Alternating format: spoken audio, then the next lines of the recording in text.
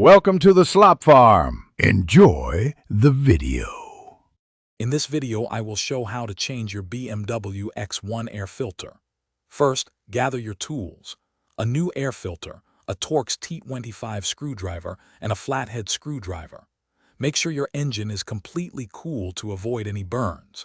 You will find the air filter housing located on the passenger side of the engine bay, typically a large black box.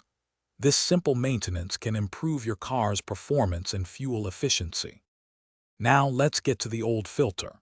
Use your Torx T25 screwdriver to remove the 5 screws holding the air filter housing cover in place.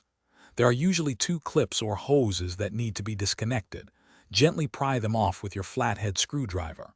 Once all fasteners are loose, carefully lift the cover straight up. This will reveal the old, dirty air filter, ready for removal. With the cover off, you can now easily remove the old air filter.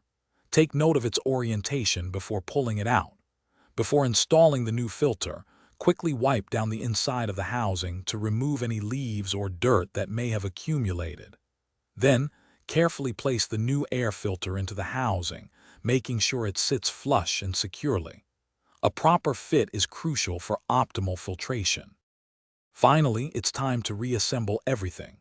Carefully place the air filter housing cover back into position, ensuring it aligns correctly. Reinsert and tighten all 5 Torx T25 screws. Don't forget to reattach any hoses or clips you disconnected earlier. This simple task, performed every 12,000 miles or once a year, helps your engine breathe better, leading to improved performance and longevity. You've done it. Thanks for watching. Consider subscribing if we helped you today.